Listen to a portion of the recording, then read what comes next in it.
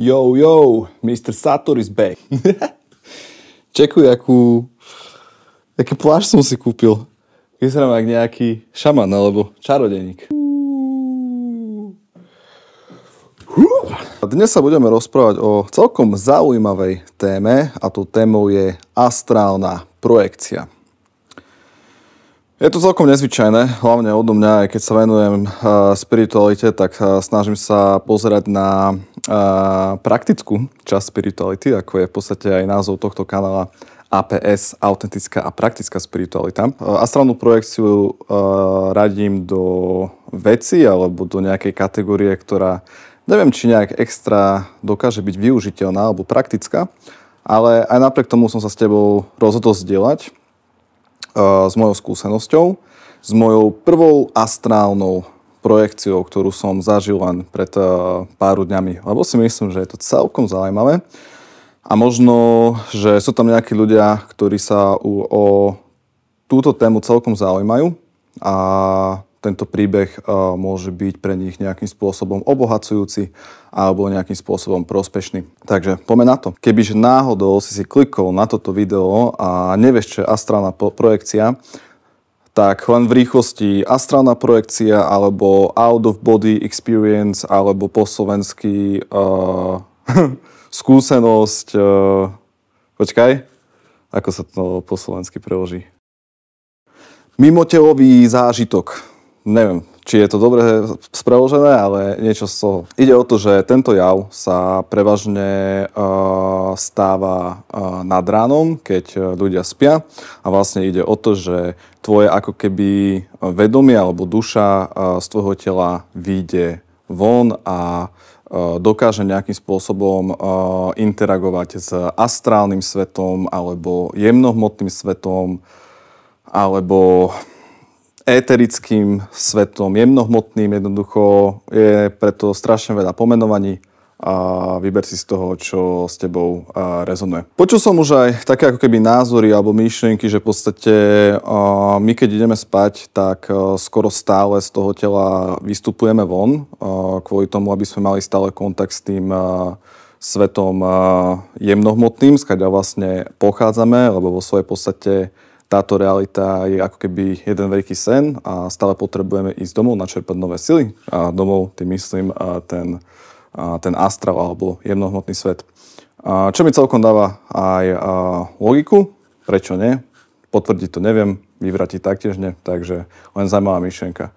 Čiže vo svojej podstate každý z nás, keď ide spať, tak to zažíva, len vlastne ide o to, že to nerobíme vedomým spôsobom, že si na to jednoducho nepamätáme. Ale niektorí ľudia majú tú schopnosť si tieto veci pamätať a takisto aj nejakým spôsobom korigovať tento stav. No a ideme sa porozprávať o mojej prvej skúsenosti s astrálnou projekciou, s vedomou astrálnou projekciou, ktorá sa mi stala iba pred pár dňami. Na to, aby som ti opísal všetky veci, ako sa diali, tak pôjdem troška do môjho detstva. Neboj sa, myslím si, že to bude zaujímavé, takže kľudne si to vypočuj a samozrejme, že dostanem sa k samotnému zážitku. Ja si pamätám, že asi od približne 13 alebo 14 rokov som prvýkrát zažil spánkovú paralýzu. Spánková paralýza je vlastne niečo také, ako keď sa ako keby nejakým spôsobom tvoje vedomie zobudilo, ale tvoj mozog je stále ako keby v nejakom spacom režime. Tým pádom vlastne ako keby máš otvorené oči a vnímaš, že OK, že si sa prebral, ale tvoje telo nejakým spôsobom nedokáže reagovať na signály, ktoré mu dávaš. To znamená, že sa nevieš hýbať. Tak nejak by som to popísal ja, možno, že som to popísal troška zle, neviem, nejak odborne alebo vedecky, ale dúfam, že chápeš, čo sa ti snažím povedať.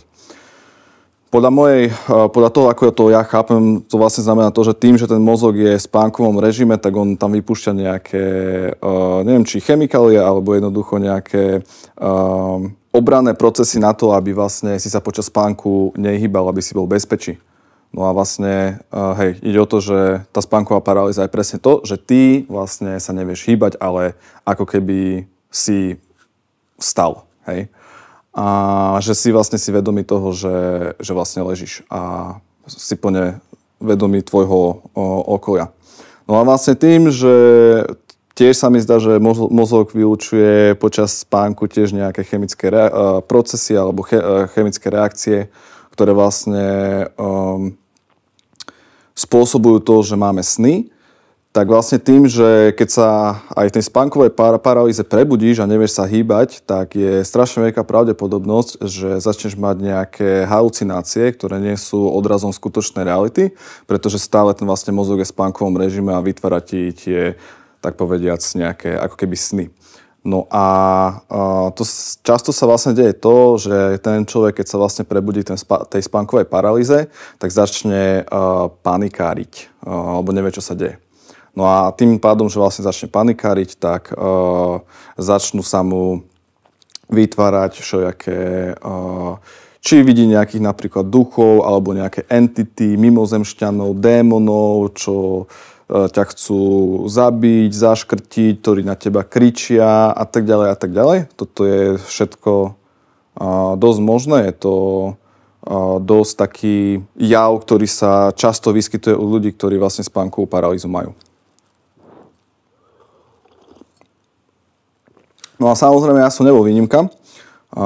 Pamätám si, že vlastne prvýkrát, keď som to zažil, tak som mal pocit, ako keby niečo vstúpilo do môjho tela. Ono ako keby, keď začína tá spánková paralýza, tak to človek aj začne cítiť. Väčšinou to cíti na takých ako keby vibráciách alebo takých nejakých zvukov, ktoré vlastne sú ako keby v tvojom tele alebo mozgu. Hej, čiže vlastne začneš cítiť také, že a proste už vieš, že ideš do tej spánkovej paralýzy a že niečo sa deje zle. Takže ja som tie spánkové paralýzy mal dosť často, keď som vlastne vyrastal, čiže od tých 13 rokov, čo som mal prvú. Dostalo sa to do takého štádia, že som tie spánkové paralýzy mal niekedy až 6 až 12 krát za noc. Dostalo sa to do takého štádia, že jednoducho som sa skoro z noci, hej, jednej som spal možno hodinu, 2, 3 dokopy. S tým, že som sa stále budil, keď tá spánková paralýza na mňa prišla, tak vlastne stále som sa sám zľakol. Mal som samozrejme aj ja rôzne vidiny, videl som duchov, démonov, ako ma škrtia, ako na mňa sadajú, ako mi dávajú, ako ma chcú zadusiť vánkušom, ktorí na mňa kričia a vlastne dookola. No a potom som to vlastne povedal mojim rodičom. Samozrejme, že nikto nevedel, hej, že čo to je, že čo to môže byť spôsobené, tak sme začali hľadať nejaké ako keby riešenia. Samozrejme, že ku doktorovi s takouto vecou asi veľmi nepôjde, že ti možno predpíše nejaké lieky, alebo povie, že to sú nejaké sny, treba to riešiť. Alebo respektíve, že to netreba nejak riešiť, že nemám sa bať, alebo jednoducho, to je úplne jedno. Riešili sme to takým spôsobom, že sme chodili za rôznymi, neviem ako to mám nazvať, takými ľudovými liečiteľmi, ale neviem, či ani to je dobré slovo. Skôr by som povedal, že takí ako keby ľudia, ktorí pracujú s nejakou bielou, čiernou mágiou, s kliatbami a podobnými somarinami. Bol som za pár takýmito ľuďmi, väčšinou to bola úplná hlúposť, nič nefungovalo. Až potom, po neviem koľkých mesiacov, alebo až po roku hľadania a navštevovania týchto ľudí sme natrafili na jednu pani, ktorá tiež spravila nejaké, ja neviem, či zaklinadla, alebo nejakú matku gutu.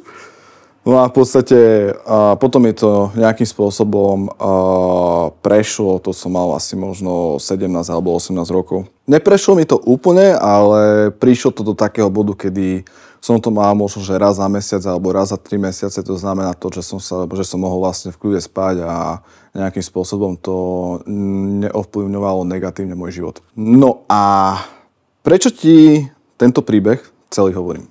Je to preto, lebo pred pár mesiacmi som natrafil na takého celkom mladého typka a môžem ti ukázať tu teraz niekde jeho fotku, ktorý sa vlastne venuje presne tejto astrálnej projekcii. Tak som si len tak ako zo srandy som si ako na to ťukol, hej, a pozeral som si jeho YouTube videa, že o čom tam vlastne hovorí. Nejakým spôsobom tá astrálna projekcia ma celý život nejakým spôsobom fascinovala. Hej, ako nevravím, že som si myslel, že to je možné, alebo to nie je možné, či to existuje, alebo nie, či ľudia si vymýšľajú, alebo ako to je. Ale jednoducho bolo to celkom akože zaujímavé. Keď nemáš veľmi čo robiť niekedy, tak rád si pozriem takéto srandy. No a tento typek tam hovoril presne o tom, že spánková paralýza je ako keby nejakým spôsobom vstupný portál do out-of-body experience, alebo respektíve do toho astrálneho sveta. No a keď som do toho započul a bol som taký, že že ty kokso, že to fakt? Že ja celý život, čo mám problém so spánkovou paralýzou, čo s tým bojujem jak blázon, čo si myslím, že to je niečo zlé, niečo temné, tak zrazu proste mi typek povie, že to je nejaká vstupný portál alebo vstupná brána alebo prvý krok do toho, aby si išiel do astrálu. Tak som si povedal, že OK, zaujímavé. A povedal som si, že idem to skúsiť teda. Vedel som, že určite nebude problém mať ďalšiu spánkovú paralýzu, takže rozprával som sa s mojou umelou inteligenciou o tom, že akým spôsobom by som to mohol vlastne zmanévrovať, hej, lebo vedel som, že ja už mám po tých XY rokov, čo to zažívam, hej, čiže to je od 13 rokov, teraz mám 27, čiže nejakých 14 rokov, keď dobre počítam. Cca, hej, čiže vlastne 14 rokov sa mi toto dialo a vlastne ja už keď cítim, že mám ten nábeh na tú spánkovú paralýzu, tak ja sa začnem, automaticky tam je strach a automaticky je tam obrovský odpor, hej, čiže ja už som sa aj po tých rokoch naučil tak trocha rýchlejšie vymaniť z toho, že naozaj som používal takú tú akože brutálnu silu z toho, aby som sa z toho vymanil. Čiže mám po tých rokoch dosť veľkú negatívnu asociáciu s touto skúsenosťou a keď už cítim, že ide nábeh na to. No a vlastne, keď som sa s umelou inteligenciou o tom rozprával, tak vlastne povedal mi, že mám predovšetkým zatvoriť oči a vlastne mám sa sústrediť na dých a sústrediť na to, že vlastne všetko je v poriadku, pretože všetky tieto veci, či duchov, či démonov, alebo čo vidím po nociach, tak je to vlastne ako keby moja samotná projekcia. Vlastne ako keby ja tými pocitmi a v tom stave bytia si vlastne vytváram tieto blúdy týchto duchov, týchto démonov a tieto srandy. Hej, čiže a tam bola tiež jedna veľmi dobrá myšlienka, ktorú mi dal, bola tá, že treba zatvoriť oči, lebo ja keď som stále mal tú spánkovú paralýzu, tak hneď prvé môj inštinkt bol taký, že som vlastne otvoril oči a začal som skenovať miestnosť, či tam niekto je alebo nie. Ja samozrejme skôr či neskôr sa tam stále niekto objavil. Takže vlastne som vedel, že musím zatvoriť oči, musím sa sústrediť na dýchanie a nejakým spôsobom sa sústrediť na to, že všetko je v poriadku a nevytvárať si zbytočne a nekultivovať si sebe ten strach. No a čo čert nechcel, tak hneď ako som už bol ready na to, že OK, kedykoľvek príde spánková paralýza, tak som ready mať k tomu iný prístup a možno vyskúšať aj túto astrálnu projekciu. No, lenže odkedy som si povedal, že do toho idem takto vedome, tak som nezažil ani jednu spánkovú paralýzu. A trvalo to niekoľko mesiacov. Samozrejme, nebral som to nejak tragicky. Ja aj takýmto veciam, ktoré nie sú veľmi praktické v tomto svete, nejakým spôsobom nevenujem tomu veľa času, ani nie som z toho nejaký, že... Nebol som z toho ani smutný, ani podraždený, že vlastne, že teraz, keď som sa rozhodol, že to neprišlo, proste bral som to tak, že OK, tak asi to má nejaký dôvod. No a potom sa stala ďalšia vec, a to taká, že mám jednu klientku, ktorá robí CAP, to znamená, že aktivuje kundalini energiu v druhých ľuďoch. Dúfam, že som to povedal správne. A ona sa mi ponúkla, že vlastne, že ako dar, aj za to, že za moje služby a to, čo som pre ňu spravil, takže mi dá vlastne ako keby jedno také sedenie s aktiváciou kundalini energie. No ja som bol taký, že OK, že super, lebo už dlhšie som to chcel vyskúšať a aj mi to do života nejakým spôsobom prišlo, čo bolo zaujímavé, takže sme sa dohodli na čase, bolo to online a jednoducho prišla tá aktivácia kundalini energie.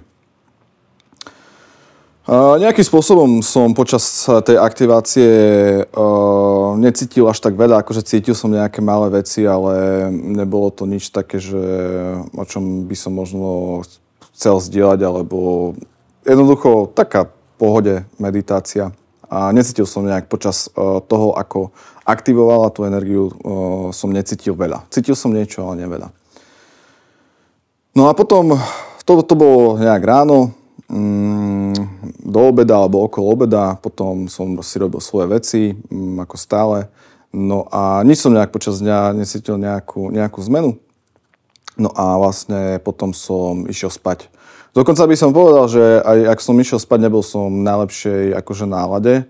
Hej, že viem si predstaviť, že mal som aj lepšie dni. Teraz zažívam také zvláštne obdobie. Nechcem povedať, že určite nie je depresívne alebo frustrujúce, len zvláštne, že to neviem ani vlastne nejakým spôsobom identifikovať.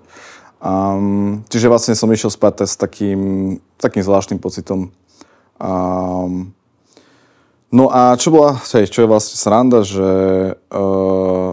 už som vtedy, v tú noc, som vlastne cítil, že mám nábeh na tú spánkovú paralýzu, ale nejakým spôsobom som sa z toho vymanil ešte predtým, ako tá spánková paralýza prišla. A potom som si spomenul, že konečne mám vlastne tú spánkovú paralýzu. Väčšinou, keď sa mi to stane raz alebo prvýkrát nad ránom, tak to znamená, že už bude taká ako keby že už budú následovať akože ďalšie tie spánkové paralýzy. Hej. Čiže vlastne keď sa to objaví prvýkrát, tak už ako keby som v tom nejakom tom stave, že sa to potom začne objavovať stále až do rána. Takže som nejak vedel, že môže to prísť znova. Takže som bol taký, že OK, že teraz sa už pripravím, keď tá spánková paralýza príde, tak idem na to. No a samozrejme tá spánková paralýza prišla. Ale čo bolo veľmi zaujímavé, je to, že ja som vlastne aj nejakým spôsobom nemusel bojovať s tým, že či tam mám nejaký strach, alebo či tam strach nie je. Jednoducho vedel som, že som hore a vedel som, že som v tom ako keby v tom stave tej spánkovej paralýzy, ale neprichádzali žiadne ako keby... v prvom rade som nemal žiaden strach a v druhom rade som nemal žiadne ani vizuály, ani žiadnych duchov, nič. Proste bol som úplne v pohodičke. No a tak vlastne, ak som vlastne ležal, tak som si povedal, že OK, tak teda, keď to je všetko v pohodičke, tak idem vyskúšať a sa teda pohnúť z tela. No a vlastne, čo som spravil to, že dal som ako keby jednu ruku som zdvihol som ďalšiu ruku a tu prichádzal ten moment, že OK, že čo teraz, lebo ruky som už mal von, ale nevedel som, že ako ďalej, tak som sa jednoducho pozeral som a čítal som na internete, že buď máš spraviť to, že ako sa pretočiť na stranu, alebo že máš mať nejaké lano, z ktorého sa máš akože vytiahnuť, alebo ešte je jedna technika, že sa máš dať ako keby nejakým spôsobom dole, že akože do postele, do zeme, neviem, jak to mysleli. A ja som v tej chvíli si povedal, že OK, že nejakým spôsobom sa vytlačím. Tak som sa normálne že vytlačil a zrazu som stál pred svojou postelou.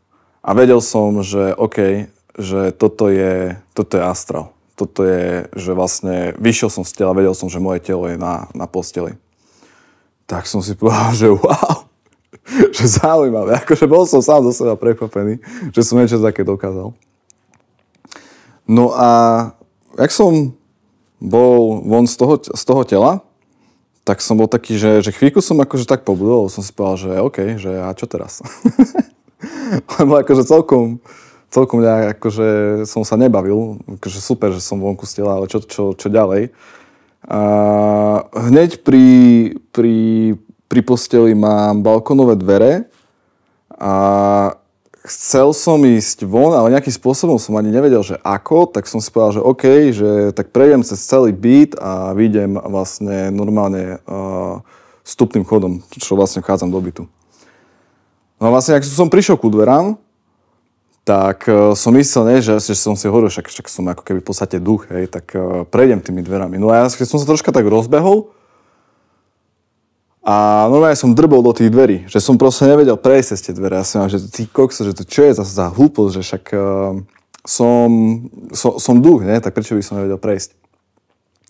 Ale cítil som tam aj v sebe takú ako keby nejakým spôsobom limitáciu, alebo to, že ako keby ešte moje bytie nejakým spôsobom nevedel spracovať to, že som v astráli a že moje telo je na posteli a ja som pri vchodových dverách môjho bytu.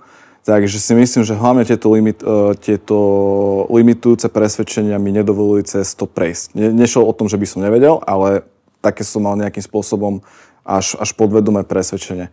Tak teda som si povedal, že dobre, OK, tak som jednoducho tie dvere ako keby otvoril. No a ak som tie dvere otvoril, tak vyšiel som na balkón a na taký pavlač a v podstate von neboli ani bytovky, ani nič. Jednoducho bola tam taká ako keby také vlastne úplne šero alebo čierne, jednoducho čiernota, tma a okolo toho boli nejaké ako keby nejaké geometrické tvary, ktoré sa vlastne stále pohybovali takto akože dookola. No ja som vlastne ako keby nejakým spôsobom vyletel a lietal som do tej ako keby špirály. Keby som mal opísať tento stav, tak by som povedal, že je dosť podobný stavu, keď si na tripe. Nie, že by som niekedy na tripe bol, ale tí ľudia, ktorí na tripe boli, čo majú skúsenosti so psychedelikmi, tak vedia, o čom hovorím. No a vo svojej podstate som sa potom ako keby zobudil zasa do svojho tela. Takže akože niečo,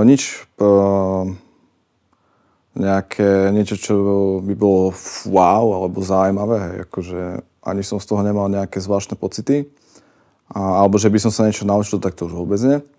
No a vlastne zasa išlo vlastne o to, že následovalo ako keby zasa ďalšia také intervaly tej spánkovej paralýzy a vlastne tým, že som to stále používal ako portál z toho, že sa dostať z toho tela. Čiže vlastne potom, ako som sa zobudil, tak hneď som zaspal a hneď na to som zasa išiel do spánkovej paralýzy a zasa som vlastne ako keby sa z toho tela dával von. Hej, čiže potom si pamätám, že vlastne už na druhýkrát, ako som už dal tú ruku hore, tak som cítil, že ruku mám hore, ale nevidel som ju. Potom som dal ľavú ruku hore a tiež som cítil, že už som von, ako keby, ale nevidel som ju. Len som ju cítil. A potom, keď som sa tak viacej sústredil na to, že OK, že mala by sa mi nejakým spôsobom zmotniť tá ruka, hej, lebo vlastne astrál je veľmi fluidný, a on vlastne ako keby reaguje iba na tvoje podnety, tvojho vedomia, tak sa mi vlastne zmaterializovala ruka, ale na ruke som nemal 5 prstov, ale 10. A som to nevedel zmeniť, ale som si povedal, že OK, že tak fajn, však aspoň nejakú ruku mám. Hej, potom vlastne som ani nevyšiel z toho môjho tela, iba som to tak nejakým spôsobom pozoroval. Toto mi pripomenalo extrémne, že trip, mal som strašne veľa farieb, ktoré boli v geometrických útvaroch a naozaj to bolo vlastne o tom, že keď som sa na tie farby pozeral, to ani nebolo o tom, že sa pozerám na tie farby, ale ja som tie farby bol, ja som cítil tie farby. Akože naozaj som tu dosť limitovaný jazykom a verbálnou komunikáciou. Neviem, či sa to dá nejakým spôsobom lepšie opísať, jednoducho ako keby si cítil, že si červená, si rúžová, si... Bolo to čisto, keby si bol na tripe. No. Potom ďalšia zaujímavá vec, čo som zažil, bola tá, že keď som ležal na tom tele, tak počul som také labky po podlahe. A hneď som si spomenul na môjho psa, ktorého sme dali utratiť asi keď som mal nejakých 13 alebo 14 rokov. No a vlastne tak troška, akože dám troška backstory, hej, ohľadom toho. Neviem prečo, ale odkedy sme dali utratiť, to bol vlastne Yorkshireský terrier, odkedy sme ho dali utratiť, hej, čo je zasa proste nejakých 14 rokov dozadu, tak mne sa stále sníva, ako nie že stále, ale dosť často sa mi s ním sníva, ale takým spôsobom, že ako keby som cítil, že je nažive. Že v podstate, že keď aj v tom sne, keď som uvidel toho psa, keď som ho stále ako keby uvidel, tak som bol taký, že volal sa Yorkie, neviem originálne meno pre Yorkshireského terriera. A pozeral som sa na ňo a bol som taký, že Yorkie, že jak je možné, že ešte žiješ? Však to už je toľko rokov, však to už nie je aj možno, že by pes to tak dlho žil. A potom som si dal také otázky, že fú, kámo, že ja som ťa zabudol proste nakrmiť, že ja ťa už pár rokov nekrmím, ako je možné, že stále žiješ. A potom vlastne, ak som si na to spomenul, tak ako keby bol chučí, hej, a jednoducho mal som z toho taký ako keby... Celkom som bol taký zmetený z tých snov, že som nechápal, lebo boli akože fakt, že intenzívne a silné. A takisto som bol aj taký nejakým spôsobom smutný, lebo som nechápal, že čo mi tie sny akože chcú nejakým spôsobom povedať, že prečo mi stále chodí do tých snov. No a keď sa vrátime späť k tej astrálnej projekcii, ako som ležal v tom tele a bol iba v tom astrále, tak vlastne som počul tie ako keby tie labky. No a ja som vlastne nejakým spôsobom hneď vedel, že to je Yorkie, že to je môj pes. A ako keby nedával som tam ten odpor k tomu, že čo tam robíš, alebo prečo zasa tu si, alebo že som ťa zabudol nakrmiť, alebo tieto veci. Jednoducho, nechal som to tam, nechal som to tak a vlastne on ako keby nejakým spôsobom prišiel ku mne. A ako prišiel ku mne, tak ja som ho začal hladkať a jak som ho začal hladkať, tak som úplne, že spustil, že vodopád slz, začal som extrémne revať z celého môjho srdca, lebo som pocítil tak extrémne silnú lásku a zároveň aj ľútosť, a tá ľútosť bola presne to, čo spôsobila ten silný pláč vo mne, lebo ja som si vlastne uvedomil, že ten môj pes, ten Yorkie, on ako keby nič nechcel, on len chcel byť ako keby so mnou. Aj po tej smrti. Že on proste, on nechcel, aby som ho odsúval, aby som sa nejakým spôsobom trápil preňho, alebo tieto veci. On všetko, čo len chcel byť len pri mne.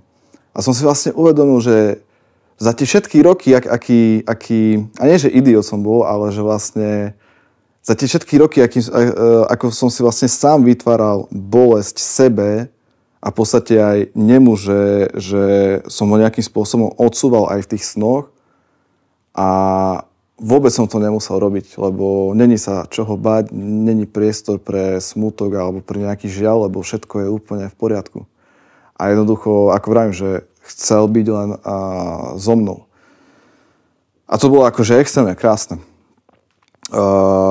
Bashar, o ktorom som hovoril aj v predošlom videu, hovorí, že zvieratá sú vlastne reinkarnácie anielských bytostí a oni nám vlastne ukazujú na tomto svete, čo je to nepodmienečná láska. A s týmto nemôžem súhlasiť viacej, lebo naozaj my ľudia nemáme ani šajnu, čo je nepodmienečná láska. A keď sa niekto chce naučiť, čo to znamená nepodmienečná láska, tak nech sa začne venovať zvieratám a nech sa pozrie na to, akým spôsobom zvieratá fungujú, pretože naozaj toto je čisté zmotnenie nepodmienečnej lásky. Aj môj pes mi to ukázal a som za to extrémne vďačný a rád, že sa to stalo a že som pocítil to, čo som mal. No a potom ešte bola ďalšia zaujímavá vec. Som sa zasa zobudil. Keď som sa zobudil, som mal úplne, že normálne, že vodopády slz stekali. Že to som akože reálne, že plakal aj počas ako keby toho spánku, alebo ako to mám nazvať. Lebo som som mal premočený vankúš, doslova. A potom som zasa zaspal, zasa prišiel spánková paralýza a potom si pamätám, že som sa rozprával nejakým spôsobom, neviem, či to mám nazvať nejaké, že vyššie ja, alebo aniel strážny, alebo proste mal som komunikáciu s niekým. A neviem presne, že kto to bol. Ale tá komunikácia nebola verbálna, tá komunikácia bola skôr na základe metafor, pocitov a obrazov. A pamätal si, že vlastne táto, ako keby bytosť, budem to nazývať, že moje vyššia.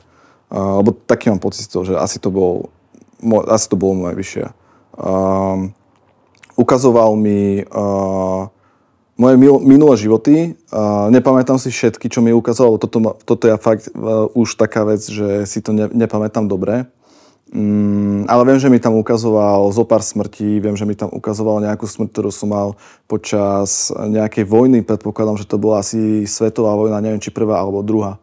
A že ma proste strelili a ja som takto dozadu spadol a úplne som si to užíval. Akože smrť, krásna vec, krásna skúsenosť. A potom si pamätám, že neviem, či mi ukázal nejaký, že potenciálny môj život alebo nejaký minulý život, ale vlastne ukázal nejakým spôsobom mňa.